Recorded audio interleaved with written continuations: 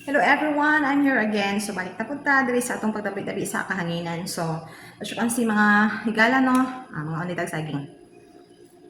Muna akong lakatan nga saging nag-harvest last few weeks ago no. So karon nahinog na gyud siya. So nakakuan ko 5 kasipi ato. So organic ang gihapon atong pagpahinog. After na akong gisipi, gibutaran ako siya sa carton dayon gitabunan og sako. So after pila ka days mo nahinog na siya. Perfect gid iyang pagkahinog. No? Perfect iyang pagkahinog. Tamis kayo.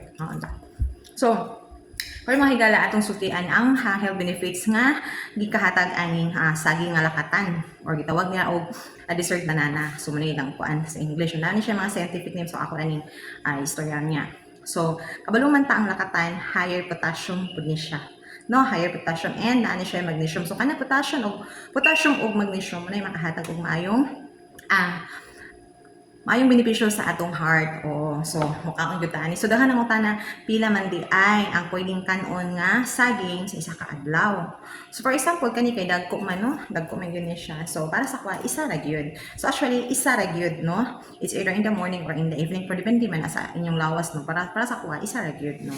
So prefer na ko mukaon sa buntag uban afternoon. And then it regulates kuni sa atong pagtulog. It regulates sleep gini siya ang pagkaon og saging.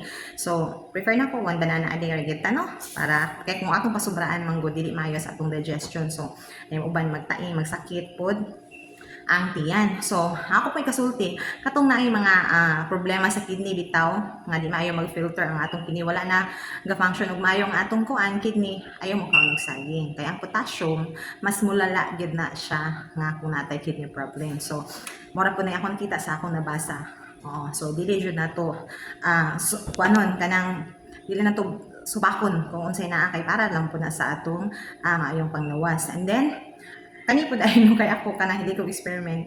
Kani po dahil kanang dahon ay kaning singalan ani balat sa saging kani iyang panit no. Before magud hilig ko ani o kanang experiment. So kung hinog na kayo ni siya, yung ilabay ninyo. Oo. So ako ni siyang nahimo before o kanang pati. So, kani after few days mo, kuan man ni siya, mahumok magmaayo, tamis na kayo ng iyang panit, imo ra na siyang chapon, imo na siyang dukdukon, kanang imo gyud siyang i-mash. Taman mo siyang itlog, for mo kanimo og pati. I swear lami kaayo. Anyway, after 2 days siguro okay na kayo ng iyang panit no. So, ako di mo ipakita ninyo kung unsaon siya pagluto. So, that's all for today. So, abaw man ta dili man tanan nga kuan maka-afford ko palit ingon ani no kay mahal biya ang kilo. Murag 80 man siguro or namay ba mga pud gani og 150. So man ako nagtanom jud ko. Nagtanom ko. So for now na ako'y mga tulo or 4 ka sa siguro kay hanan akong spread jud na kay kuan last start ako usa ka saha last year ay namatay man ang usa so usa gyud ang survive. So maniro na harvest na ko.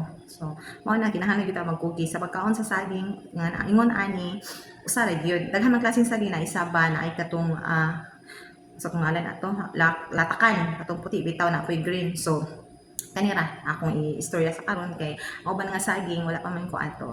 So health benefits sa lakatan. Thank you so much. Thank you for watching.